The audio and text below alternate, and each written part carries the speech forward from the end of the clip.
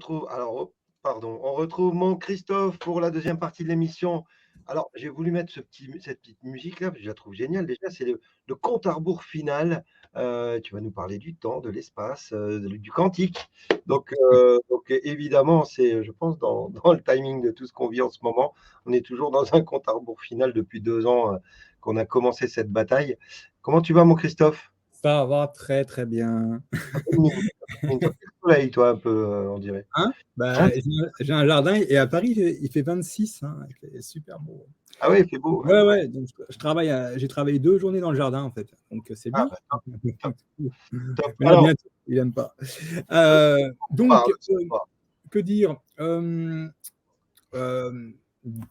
Capsule quantique, c'est les choses sont curieuses puisque le sujet de ce soir, euh, c'est le sujet qu'a réclamé Nacera TV il y a 2 jours, et c'est le hasard Ah qui oui, veut. Ouais, ouais, ouais, les synchronicités. Globalement, c'est un peu ça. Là, je vais poser la question. Vous allez dire qu'est-ce que ça fout dans cette émission, mais je demande à ceux qui ont regardé l'émission de Nacera de ne pas répondre. La question, elle est quantique. Quel est le meilleur placement pour demain? Voilà, je vais attendre les réponses. Ça va être marrant. meilleur placement Le financier. placement, tu sais, on nous parle de placement. On nous Ouais. dit, voilà, quel est pour vous le meilleur placement pour demain? Je laisse 30 secondes. Attends, Et puis, voilà. Et puis, avant, je vais répondre à cette question. l'être humain, l'or, l'amour de soi. Attends, Ouais, c'est pas fini. Ça il y en vient, a ça qui sont du mal. Hein. vient. Énergie libre. Quoi d'autre? Placement, L'amour. placement, Le projet Néo. C'est pas con. placement accessible. Hein. La Demain. Voilà. solidarité, l'or, l'humain, sous le matelas. Ouais. L'amour, ça revient souvent. On voit qu'on a des gens qui commencent à évoluer. Ouais, bah, moi, je dis oui, le meilleur placement pour demain, c'est d'appartenir à un groupe humain soudé, Ouais. avec un raccourci qui serait qu'à 2 unis, tu es millionnaire, et à 20 unis, tu es milliardaire. Mmh. Mmh. Pourquoi milliardaire? Pourquoi cette profusion? Ce n'est pas la jouissance de certains biens qui va nous intéresser là. C'est la tranquillité de vivre. Hein. Et comment ça va se passer? Imagine que tu aies une vingtaine de personnes soudées, que vous ayez un rapport parent-enfant. De temps en temps, vous soyez l'enfant, de temps en temps, vous soyez le parent. Vous savez, ce côté maternel, qu'on vienne secourir et aider celui qui en a besoin, et puis vice-versa. On parle vraiment de solidarité, quoi, en fait. Oui, solidarité, c'est-à-dire ne pas, quand tu vois, quand l'autre est en face de toi, ne pas lui vouloir de mal, ne pas souhaiter qu'il y arrive des choses négatives, pour pouvoir dire, OK, je l'ai dépassé. Le nouveau monde, c'est pas de dépasser les autres, c'est se dépasser soi-même. C'est ça le nouveau monde. Donc déjà, on apprend tout le contraire. Soyez performants, soyez le meilleur. La meilleure place, c'est pas la première place, c'est d'avoir une place à part, d'avoir tous sa place à part. Mmh. Certains n'ont pas encore pris cette place parce qu'ils n'osent pas. Ils n'osent pas, on ne leur a pas donné. Ils sont trop habitués à être enchaînés. Pas armés, ils sont pas Ils programmés ne pour sont aujourd'hui. pas programmés pour. Et pour le coup, ben, ils s'en réfèrent à des blaireaux comme Christophe et Antoine, qui ne sommes que des humains. Et euh, je dirais qu'on lance ce qu'on peut lancer parce qu'on y croit, mais à un moment donné, il faut vous trouver vous-même, quoi. C'est-à-dire, qu'est-ce que je peux faire moi? Qu'est-ce que je peux sublimer en moi pour arriver à participer à cela, et pas dire qu'est-ce que vous faites vous, nous on fait, vous savez, depuis une belle lurette, et on continuera à le faire parce que c'est pas encore gagné. Mais donc avant de développer ce sujet qui est très intéressant, enfin pour moi, je vais revenir sur 2 notions, parce que le quantique c'est ça, c'est-à-dire qu'on part quand même de choses au départ, on part de très loin, et je vois que ça commence à être compris, ça commence à être et donc il faut rabâcher et donner d'autres exemples, toujours. Donc toujours pour la matière. On reprend mes mères. Oh, ça y est, tu vas te refaire des potes ce soir avec ta Oui, bière. toujours la même. Donc la semaine dernière, vous allez voir, c'est formidable la matière. Je l'ai transformée en belle blonde ambrée qui vient de prendre le soleil et qui vient de faire un AVC. Bon, aujourd'hui, c'est une bouteille de bière. C'est même plus qu'une bouteille. Et comment expliquer que nous sommes à la fois une onde et de la matière. La matière ne peut pas exister sans les ondes, mais le contraire, oui. Les ondes existent sans la matière. Dans l'univers, ce ne sont que des ondes et des énergies. Donc le principal, ce qui fonde l'univers, c'est l'énergie et le vibratoire. Hein. Les ondes, quand on met dans de l'eau, ça fait ça vibre. Donc, vous regardez cette bouteille. Et comme par hasard, j'ai trouvé un exemple dans Matrix qui va vous illustrer tout ça. On croit qu'elle est inerte et en fait, elle est soumise à une vitesse folle qui est la vitesse de notre planète dans l'univers. Tourne autour d'elle-même, tourne autour du Soleil et elle-même dans une galaxie qui tourne autour d'autres choses. On peut estimer que c'est la vitesse de la lumière. Donc, pour vous donner un exemple, c'est presque 300 millions de mètres secondes. Une balle qu'on ne voit pas arriver, parce qu'elle nous atteint avant qu'on entende le bruit de la balle. Hein. Donc, c'est 1000 mètres secondes. Donc, la vitesse de la lumière, c'est 300 000 fois plus rapide qu'une balle. Eh bien, imaginez-vous que cette petite chose-là se décompose en une seconde 300 millions de fois. Donc déjà, vous ne pourrez pas le voir. Donc, pour ce qui est du toucher, on l'avait vite évacué, ça. Anesthésie locale, on ferme les yeux, il n'y a plus rien. Vous voyez, la matière, boum. Hein. Donc, il n'y a plus que la conscience de ce qu'elle est. Donc, elle n'existe plus avec une dépolarisation des nerfs. Donc, voilà, on dépolarise. Donc, on est aussi des piles. On dépolarise, hop, on ne touche plus rien. Terminé. On ferme les yeux, elle n'existe plus. Et en fait, elle s'est décomposée. Le temps que je la tienne, toutes les secondes, environ 300 millions de fois. Donc, forcément, on ne peut pas le voir. Mais Matrix, je ne sais pas qui c'est qui a fait ce film, mais il faut faire des recherches. Vous allez voir, vous avez l'agent, le méchant, là, qui a affaire à Neo, c'est le premier épisode de Matrix. Il n'a pas encore tout compris. Alors, je vais vous expliquer ce que montre l'agent qui évite les balles de manière quantique, alors que Neo est encore à se faire guider. Voilà. Alors, je vais te laisser présenter Ouais. ensuite et je resterai et tu me diras ce que tu veux que je passe, ok? À tout à l'heure. Donc, vous voyez, voilà, il se décompose les fameuses 300 millions de fois par seconde. Donc, il ne peut pas l'atteindre, il n'est plus de la matière. Et vous allez voir, Neo, lui, il n'est pas encore, il est encore novice.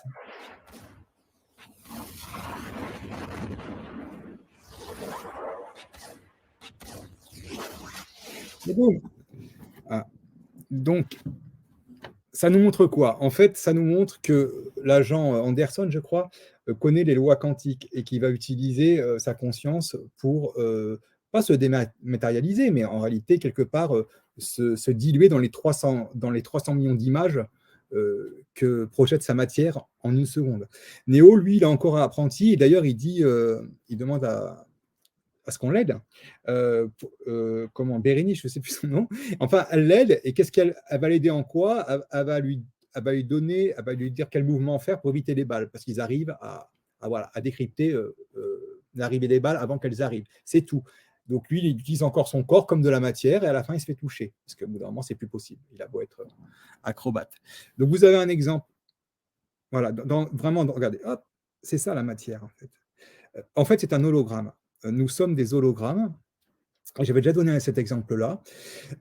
Si vous prenez un hologramme, tout le monde connaît les hologrammes, et que vous avez dessus un Indien, et que vous coupez cet hologramme en 10 000 morceaux, et que vous mettez un 10 millième au microscope, va apparaître l'Indien intégral dans l'hologramme. Ça veut dire que la matière qu'il compose, qui est en fait une énergie qui est devenue matière, est informée de l'image. Chaque portion de la matière est informée de l'image. À la fin, il donne un tout qui est cette image, mais au niveau quantum, au niveau quantique, elle est aussi cette image. Donc, c'est comme ça qu'on avance dans le côté quantique et qu'on se dit, si tout est énergie et tout ça, et que la matière est assez relative, on peut aller très loin dans la connaissance de soi et les interactions avec les événements qui sont négatifs. Autre exemple encore de l'action des ondes. Je parle de la parole. La parole n'est que une fréquence émise par un organe et qui va être qui va interagir avec un autre organe, donc les oreilles, qui va le transformer en parole. Mais en vérité, c'est qu'une fréquence. Et ça, on va le voir avec le pouvoir de l'eau. Donc, on se dit, tiens, quand on parle à la matière, l'eau, matière merveilleuse, elle se change. Mais en fait, non, puisqu'au départ, elle est fréquence, l'eau. Donc, c'est une fréquence qui parle à une autre fréquence. Donc, on va mettre les petites 2 minutes sur le pouvoir de l'eau. C'est des cristaux d'eau qui, soumis à tel et tel, comment dirais-je, mot, changent complètement. Et vous allez voir, c'est super harmonieux ou pas harmonieux du tout.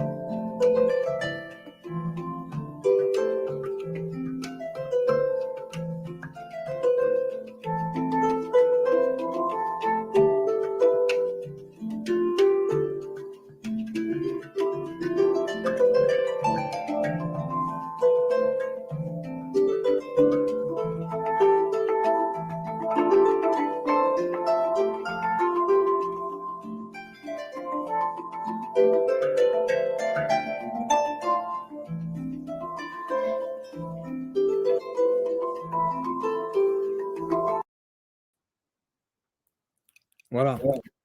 Et ça, c'est valable aussi sur, quand ils prononcent dans l'histoire des noms de personnes, je dirais que Hitler et d'autres gens, enfin, c'est pas du tout la même réaction, hein. À la limite, on pourrait savoir comment sont les gens en en balançant leur nom sur un cristal d'eau. Donc, on n'a pas le microscope, tout ça.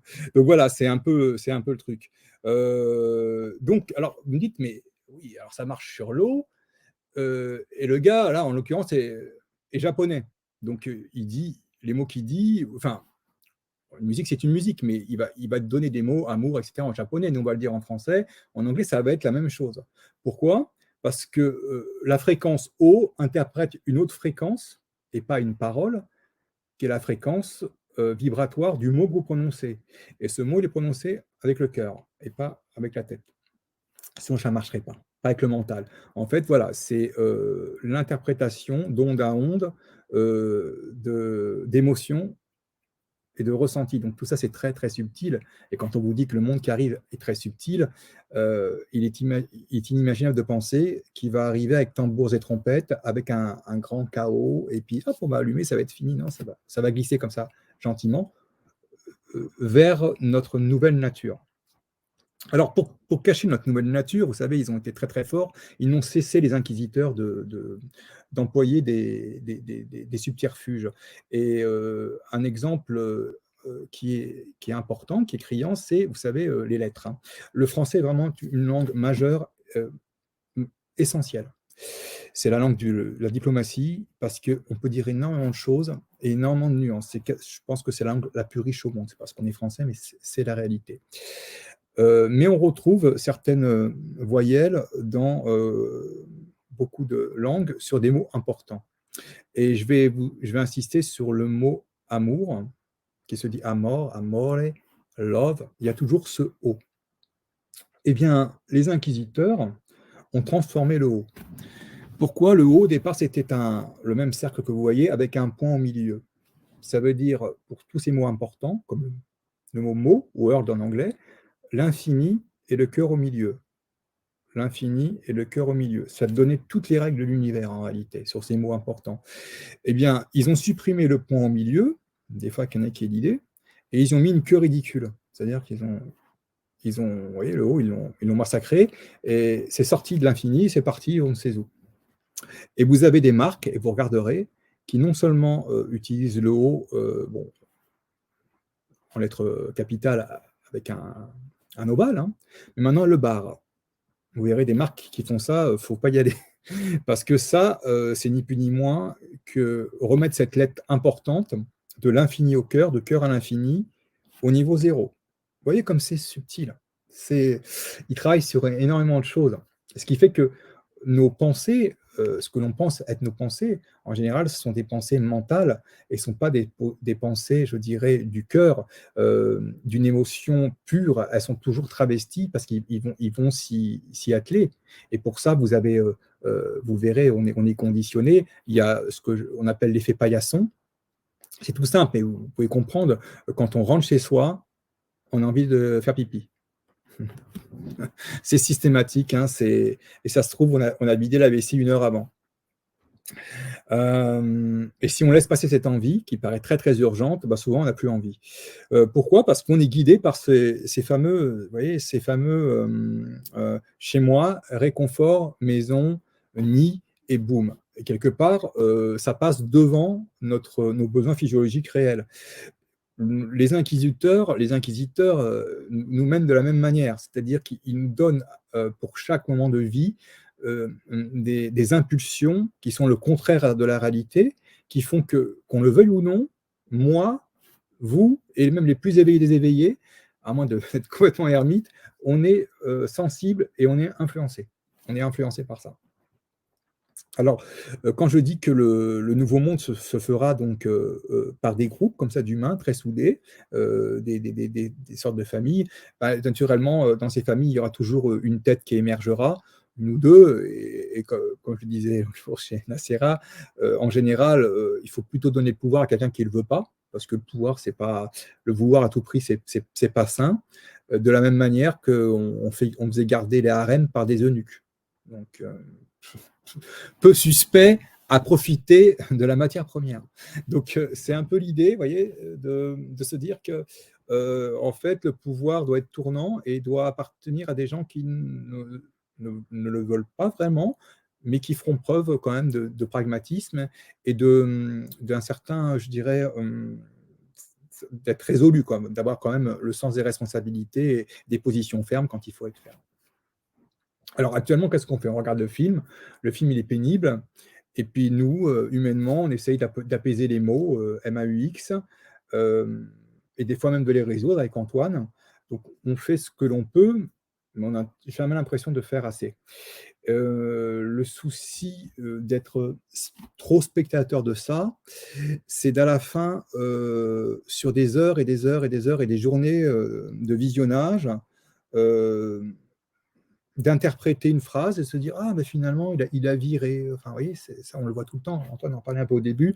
«Oh là là, il a changé, il a été acheté, finalement, tu vois, il nous cachait le jeu pendant 2 ans». Non, alors pendant 2 ans, on ne peut pas cacher son jeu. Je vous le dis tout de suite, il faut être très, très, très fort pour cacher son jeu pendant 2 ans, et donc les gens qui sont encore dans cette victimisation, dans le fait de dire: «De toute façon, je serai toujours victime de quelqu'un, si c'est pour quelqu'un, si quelqu'un qui se trompe, ce sera bien moi», eh bien, je me suis encore fait tromper parce que quelque part, c'est votre zone de confort.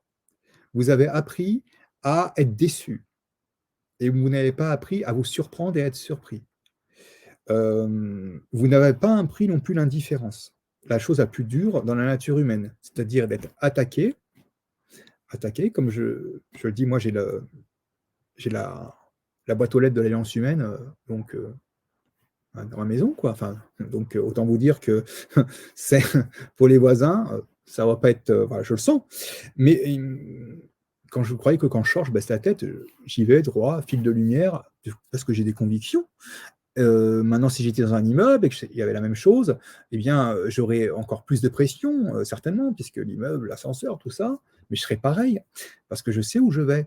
Et l'indifférence, vous ne savez pas, les gens, quand ils attendent une réaction, on le sait, moi, des gens qu'on a quittés un peu comme ça, brutalement, parce qu'on ne s'entendait plus, et on s'est dit, non, faut que j'arrête, c'est toxique. Moi, j'opte après avoir, comment dirais, réglé mes comptes. L'indifférence, c'est terminé, je ne te déteste pas, mais tu sors de ma vie.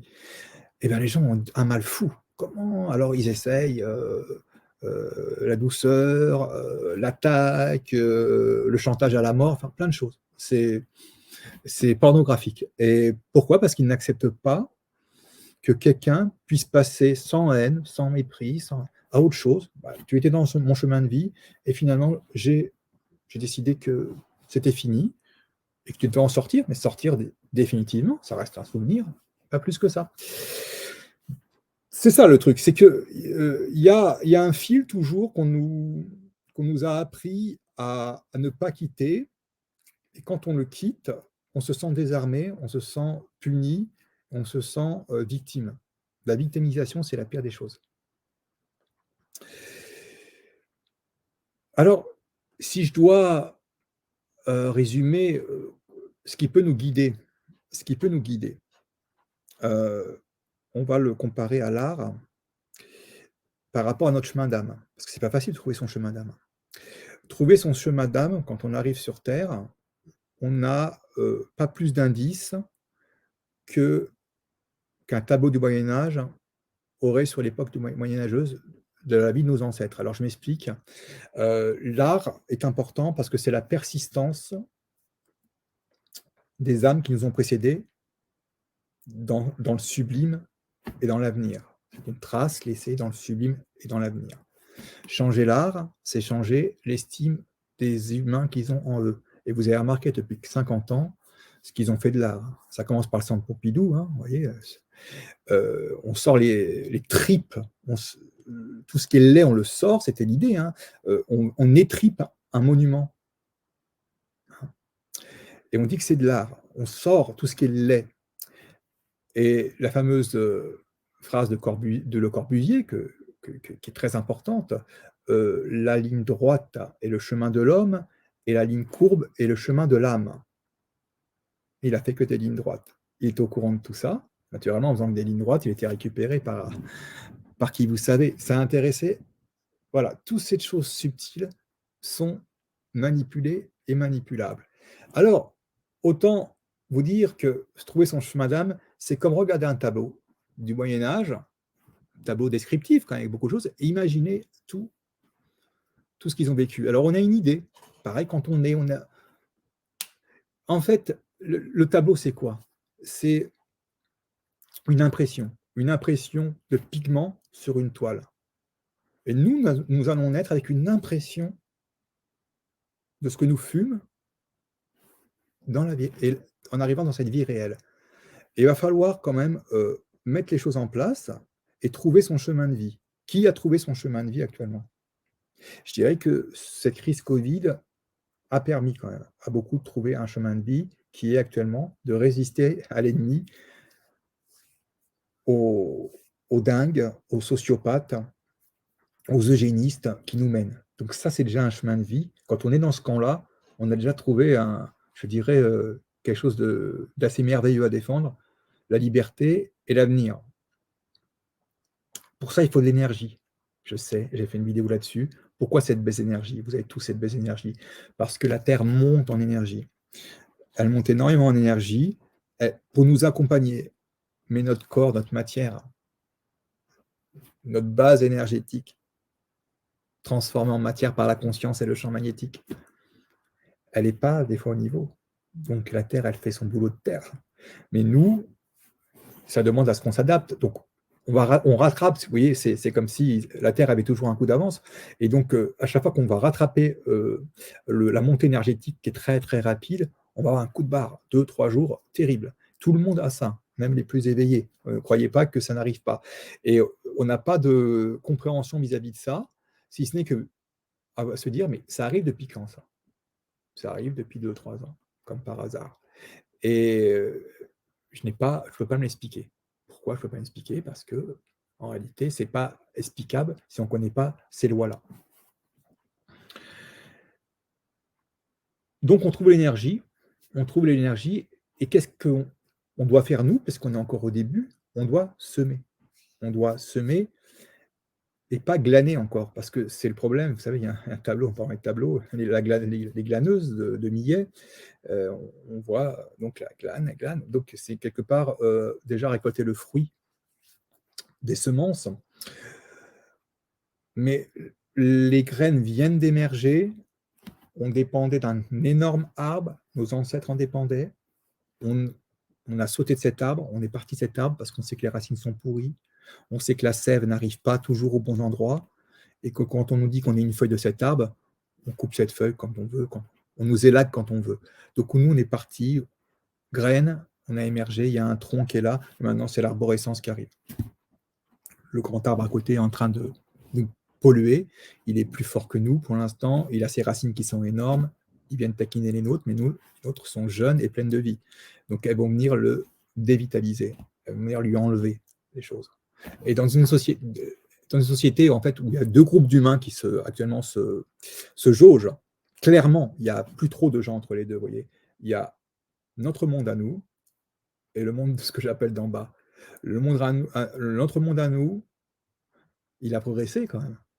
Il vient d'acheter, vous pouvez ne pas l'aimer, mais c'est pas grave ça. Il vient d'acheter le plus grand média d'influence, Twitter. Il produit des films pour notre monde, 2000 mules et encore d'autres qui arrivent. Et dans le monde d'en dessous, ils sont toujours sur le même schéma, et pour contrecarrer ça, haine, désinformation, mensonge. Que croyez-vous qui va arriver? Les humains d'en bas vont observer ceux d'en haut, de moins en moins diabolisés, de plus en plus heureux, de plus en plus lumineux. Ça se sent, ça se voit, ça. Comme l'indifférence se sent. Quelqu'un d'indifférent, c'est quelqu'un qui est inattaquable. Eh bien, ils vont aller, puisque ce n'est pas les plus courageux, ils vont aller où le vent les amène le plus facilement. Pour l'instant, c'est plus facile chez nous, on le sait parce qu'on fait société ensemble déjà depuis un petit moment, mais ce n'est pas une évidence pour les autres. Parce qu'ils croient que leur matrice est le monde. En fait, moi, pardonnez-moi l'expression, je les appelle les éjaculateurs précoces, parce qu'en fait, ils font montre d'une immaturité émotionnelle qui fait qu'ils ne peuvent pas attendre. Alors, chez nous aussi, on sait que les gens sont impatients, mais dans le monde d'en bas, c'est tout de suite maintenant on-off, et puis sinon, voilà, éjaculateur précoce. On passe à autre chose. Quand on sème une graine, elle est dans le noir, on a vécu le noir, dans l'humidité ou dans la sécheresse, on l'a vécu, et là, elle a émergé. Personne ne peut dire qu'elle n'a pas émergé. Donc, vous voyez ce bel arbre qui pousse, il est vert, il monte vers le ciel, comme tout arbre attiré vers la lumière, et rien ne peut arrêter la vie. Rien ne peut arrêter la vie. On a un énorme avantage, quelque chose qui ne s'est jamais produit dans l'humanité. Vous avez des gens qui ont des religions, qui changent de religion. Ça peut arriver. Pour ce qui est de notre camp, c'est fini. Les gens qui sont montés peuvent ne pas être contents après ce qui se passe, mais jamais ils vont redescendre. Alors, il n'y a pas de mouvement dans l'histoire où un vortex, toujours dans l'énergie, attire du monde vers un endroit sans aucune possibilité qui remonte, c'est-à-dire sans changer d'avis. Ça, c'est unique. Donc, naturellement, la fuite, elle est énorme. C'est des forces vives qui échappent à nos maîtres, puisqu'ils sont encore les maîtres du monde, pour l'instant, du moins en apparence.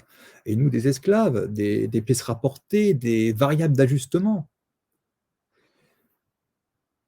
Eh bien, ces variables d'ajustement sont en train de se rebeller pacifiquement. Alors, je sais qu'il y a beaucoup qui ont des religions, et c'est bien d'avoir une religion, parce que c'est d'accepter qu'il y a quelque chose de plus grand que nous.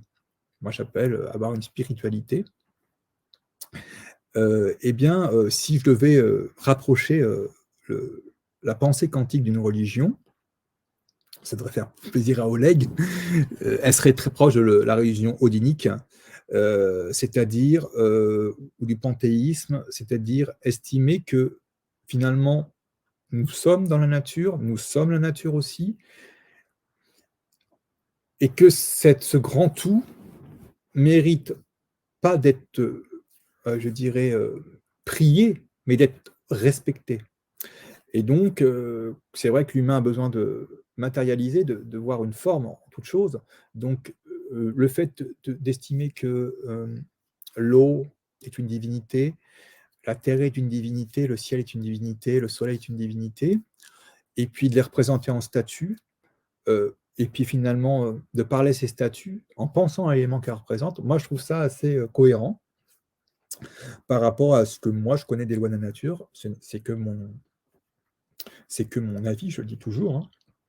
Mais voilà, prier la nature, hem, demander à la nature me paraît quelque chose de raisonnable, me paraît être une religion raisonnable. Et puis, je dirais que, il n'y a pas de religion où on tue celui qui n'y croit pas aussi. Ça, c'est autre chose. Celui qui ne croit pas, il n'y croit pas. On en a des démonstrations tous les jours. Donc, si vous avez envie de goûter quelque chose, il faut vraiment l'inviter à votre table. Il faut franchir, il faut franchir la frontière qu'il y a entre la réaction et l'action. Ça, c'est une énorme frontière. J'ai l'impression de participer au nouveau monde parce que je réagis, parce que je réagis, il y a un peu d'action puisque comment dirais-je? Je fais suivre, je partage. Très grande proportion, d'ailleurs, à partager le mauvais. Entre une bonne nouvelle et une mauvaise est partagée 4 à 5 fois plus. Ça, c'est pas normal. Vous savez, les mauvaises, on va les avoir avec Antoine, n'ayez crainte.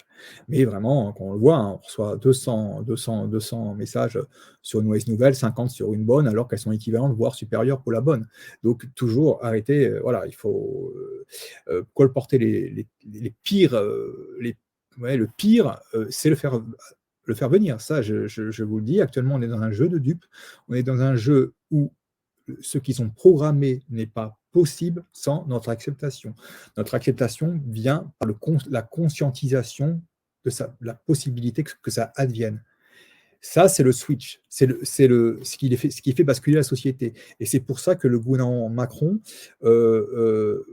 déjà, ils sont absolument nuls. Ils gouvernent avec des cabinets, donc ça prouve qu'on est censé choisir des élites qui n'en sont pas, puisqu'elles ne savent pas prendre de décisions outre les cabinets.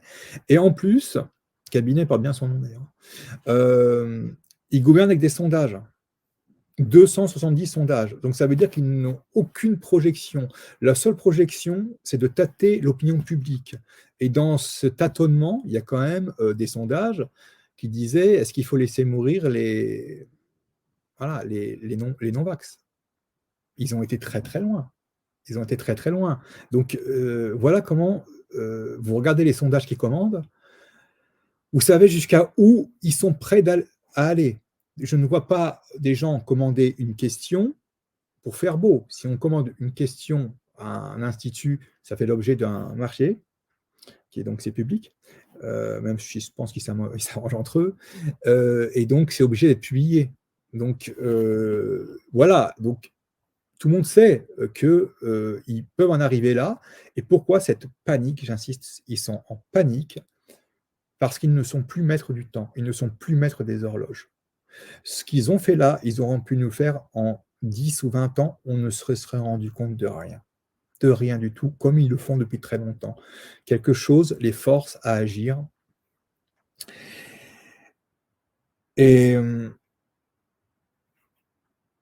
nous, il faut qu'on passe du monde des sensations au monde du sensitif, c'est-à-dire ne pas être toujours dans l'attente d'une sensation, de quelque chose de palpable, mais dans quelque chose d'un peu plus rêveur, de quelque chose d'un peu plus évanescent, mais qui n'en est pas moins concret. C'est pas parce que ça n'est jamais arrivé que ça n'arrivera pas. Hein. En cela, on est je dirais une génération bénie, parce qu'on n'est pas là par hasard, Et on est là pour effacer, on n'effacera rien, mais pour, je dirais, faire muter l'histoire comme jamais elle l'a muté. Comment? En disant aux gens ce qu'ils sont réellement, quelle est leur force. En arrêtant de dire qu'ils sont des quantités négligeables, chacun est relié, toutes les sources d'énergie, comme sur le générique, on est tous reliés, l'acte de l'un incombe à l'autre et va avoir, je dirais, une résonance sur l'avenir de l'humanité. On ne peut pas faire que le bien, on le sait, on est toujours victime un tant soit peu de nos émotions, mais si on l'est un peu moins, si on sait prendre du recul par rapport à ces événements, on va vraiment en franchir un cap. Alors, je vais justement rebondir sur l'art, très important l'art, et vous allez voir deux génies du XIVe siècle qui ont laissé des traces. Et vous allez voir comment, ça on a un classique de Véronèse, donc ça s'appelle le souper d'Emmaüs, la lumière un peu partout, et vous allez voir qu'en fait quand la lumière est partout, c'est le monde qu'on nous montre, un peu de zone d'ombre, mais assez peu. Et on dit, vous voyez, c'est beau, et c'est élégant, c'est machin. Ça, c'est le XIVe siècle. Et là arrive Caravage, la même scène. C'est celui qui a inventé, regardez-moi ça, 1400. Toujours copié, jamais égalé. Plus d'ombre que de lumière, c'est évident, mais l'importance de la lumière, regardez. Il y a des tableaux où il y a encore moins de lumière. Ce Caravage, il a une vie mouvementée, je ne vous dis pas. Les Scorsese, les grands réalisateurs s'en inspirent encore. Et ils n'arriveront jamais à obtenir ça. Ce type-là est un génie, était un génie. Toute l'école hollandaise qui est venue plus tard, avec ce qu'on appelle les clairs-obscurs, les Rembrandt, les Rubens, ont essayé de copier ça. Alors regardez le Caravage, il s'appelle Michel-Ange le Caravage. Sortir ça en 1400, enfin en 1300 quelque chose, c'est juste miraculeux. Ça correspond à rien par rapport. Alors, il y a des tableaux à lui qui ont été censurés, c'est-à-dire qu'on a dit tu refais parce que voilà, les gens vont trop comprendre de choses. Et ce tableau, c'est quoi? Vous voyez, c'est vraiment la lumière qui fait tout, et puis naturellement des visages que vous pouvez regarder. Alors Véronèse, génie, Caravage, génie, mais par l'art et de manière subtile, il va nous dire beaucoup plus de choses. Et si vous regardez tous les tableaux de Caravage, il y en a qui sont assez cruels, vous pourrez, comme je disais, par rapport à l'âme, comprendre votre âme. Et bien, c'est comme si vous aviez un rêve prémonitoire qui vous donnait toutes vos vies d'avant, quasiment, dans le monde matériel. Ben, Caravage, c'est un peu ça. C'est-à-dire, vous comprendrez beaucoup plus, voilà, vous comprendrez beaucoup plus la Renaissance, l'aube de la Renaissance avec Caravage que tous les tableaux d'avant. Regardez, c'est stupéfiant. Après, moi, c'est ma sensibilité. Mais croyez-moi que il a été, voilà, personne ne peignait comme ça à l'époque. Vous voyez toute l'ombre qu'il y a, et à la fin, on voit que la lumière. Voilà. Ça, c'est super important. J'en ai fini. T'as vu un peu comment je suis bien quand même, hein? La T'as vu, vache. hein? Est-ce que tu penses, toi, témoin anonyme, Oui. que ce type, en effet, avait l'art photographique? Bah, c'est assez bizarre dans cette période-là où on n'avait pas ce que j'ai ici, des lumières spécifiques pour l'image, où on n'avait pas tout ça à l'époque. On avait quelques, comme on peut voir ici, quelques puits de lumière qui étaient des fenêtres ou des choses comme ça. Ouais. Mais de Mhm. peindre des choses comme celle-ci avec énormément d'ombre et juste la lumière sur les personnages qu'on veut mettre en avant, c'est quand même Voilà. c'est quand même assez spécifique d'imaginer ça et de créer ça à travers un tableau. Et, et Sur pourquoi? Parce qu'en fait, ils avaient des donneurs d'ordre qui étaient souvent des religieux. Et ils disaient dans le tableau, je veux un tel, un tel, un tel. Mais après, ouais, c'est lui qui mettait la lumière sur qui il voulait. c'est ça. Et souvent, il représentait les saints en guenilles, parce qu'il Comme disait, ici. ça veut dire quoi? Ça veut dire ça, je crois que c'est Saint Jérôme. Ça veut dire quoi? Mais vous, l'Église, vous êtes dans l'or et dans le luxe, mais c'est pas ça, un saint. Donc je te dis, ce type-là est mort, voilà, il a été reconnu de son vivant quand même. Mais il est mort vraiment, il a fait de la prison, il est mort dans une extrême pauvreté. Il a inventé la photographie avant la photographie. Je vous assure que vous faites des photos actuellement. Il y a une représentation de Celle-là, théâtre. celle-là, elle est belle aussi avec le Christ, hein. C'est exceptionnel. J'espère vous avoir fait découvrir quelque chose parce que entre Véronèse et ça, c'est la différence entre quelqu'un qui est né au monde avec un tableau de ses anciennes vies et ce tableau-là. C'est ça. J'espère que j'essaie toujours de faire des images. C'est clair. En tout cas, c'était encore une fois, comme d'habitude, très intéressant, évidemment. Alors, il n'y a pas de question parce que tu es resté sur de l'art. Et évidemment, quand on termine avec de l'art, il y a moins de questions et ça avait l'air clair de ce que j'ai vu pendant que tu parlais. Bon, Tu sais, je regarde toujours et ils comprennent parce que, encore une fois, je reviens là-dessus, tu images les choses, tu donnes une image pour la compréhension. C'est beaucoup plus simple, évidemment, que de parler, on va dire, c'est bêtement, entre guillemets, de choses. Tu racontes une histoire, tu développes quelque chose qui prend dans l'esprit de chacun. Donc ça, voilà, il y a quelqu'un qui me marque, oh, je suis envoûté. Voilà. bon, mais c'est pas parfait. Je dirais que la méthode est Bah, une à méthode. part moi, personne n'est parfait, Christophe. Non, Donc, non, mais c'est une méthode, je dirais, empirique d'autodidacte. Et c'est peut-être ça l'avantage. C'est-à-dire que je souhaite vraiment que vous compreniez tout ça. ouais. Et j'avais fait le sujet périlleux de la mort la semaine dernière. La mort n'existe pas. D'ailleurs, bon, il y a eu pas mal de mais c'était des bonnes réflexions. Et j'ai répondu à quelqu'un, mais tu as peur de mourir, mais est-ce que tu as peur de naître Ouais. avant de naître, ça n'est rien. Voilà. Ah, Donc, c'est la même chose. Le début et la fin, c'est la même chose. Il faut être des vivants morts et pas des morts vivants. Nous sommes systématiquement dans un état de vie et de mort. C'est comme ça que ça se passe. Chaque fois que la vie donne quelque chose, il y a une réaction de la mort en face. C'est intriqué, c'est les lois quantiques. Imparfait, le yin et le yang. Vous l'appelez, les bouddhistes aussi retrouvent un peu ce genre d'équilibre-là. Donc, on ne peut pas toucher à quelque chose sans toucher à l'autre. Dès qu'une chose se termine, vu qu'elle est intriquée, quand la mort prend le dessus, la vie revient immédiatement. c'est ça. C'est normal, sinon ce serait une offense à toutes les lois de la nature. Mais à la loi du temps. Le À la loi temps, du temps, on serait là. le présent, c'est le vivant. Le futur, c'est ce qu'il y a à vivre. Et le présent, le passé, c'est la mort. Il On est serait, on passé et serait nous, mort. les humains, on serait la seule exception à toutes les règles de l'univers. Mais Ah, écoutez ce mensonge qu'on veut nous faire croire.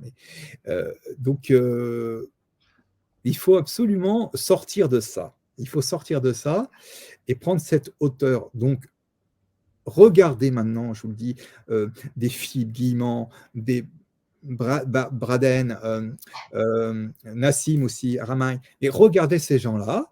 Moi, je ne suis pas à leur niveau, mais c'est parce que je ne suis pas à leur niveau que je peux me permettre de faire des images. hum, Eux, si tu veux, ils sont tellement formés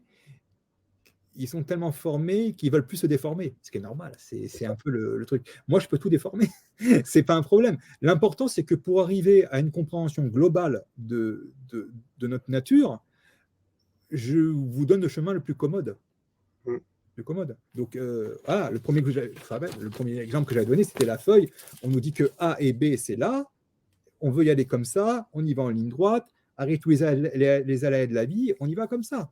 Et en hum, fait, A et B, on les rejoint comme ça. tout simplement.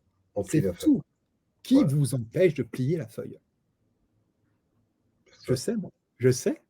L'éducation, le, Oui, oui, le, le le conditionnement. programmation, le conditionnement, la programmation qu'on a Voilà. fait. Donc, plier la feuille, c'est-à-dire, si vous pliez la feuille, vous allez de A à B sans jamais penser aux contraintes que vous aurez, aux problèmes que vous allez rencontrer avant d'y arriver. Et je peux vous dire qu'avec Antoine, on l'applique, voilà, tout le temps. On a les projets. Antoine, oui, je veux faire ça. Oui, vas-y. Tu crois qu'on se pose la question, est-ce qu'on va y arriver? Bon, on va le faire. On Si on plie des commence, feuilles, nous. On si on plie des commence à feuilles. se poser la On fait que ça question, toute la journée. On ne voilà. fait que plier des feuilles, nous. Donc, nous, on est considérés comme des fous. Eh bien, Ouais, les fous, bah, ils ont des résultats, malgré tout. c'est Donc, ça. à la fin, s'il n'y a que le résultat qui compte, moi, je crois qu'on a. on a fait pas mal de choses et on n'arrêtera jamais d'en faire, puisque de toute manière, vous savez, Caravage, il peignait un tableau, il en attaquait un autre. Ah oui. C'est ça. Donc, on va repeindre. Hein. On a même déjà plusieurs chevalets un à côté de l'autre. Ouais, on ne peut pas. Oui, oui, c'est le but, vraiment, les créateurs, ceux qui sont un peu créateurs, le savent. C'est de dire qu'ils ont à peine leur œuvre, à peine, de Vinci, ça, il le faisait parce c'est là le génie. Il finissait jamais ses œuvres quasiment. Mm. C'est quoi le truc? Ça veut dire que l'important n'est pas en réalité la fin, c'est ce que tu vas pouvoir imaginer de la fin de cette œuvre. Donc je la laisse un peu inachevée. Parce que je suis déjà passé à l'autre. Si tu ne comprends pas ce qu'elle est cette œuvre, laisser l'humain s'approprier une œuvre figée qui, par son non-aboutissement, devient évolutive. C'est-à-dire que ça tombe. Il y a des esprits. Donc ça veut dire que tu vas pouvoir, il n'a pas fini son tableau. Comment ça aurait fini cette affaire-là? À vous d'imaginer. C'est ça qui t'intéresse. Qu'est-ce qu'un tableau fini en réalité? Jamais. Et un tableau n'est jamais abouti. Et ce qu'on fait, nous, dans tout ce qu'on œuvre autour de nous, en fait, on n'arrête jamais parce qu'on n'a jamais fini.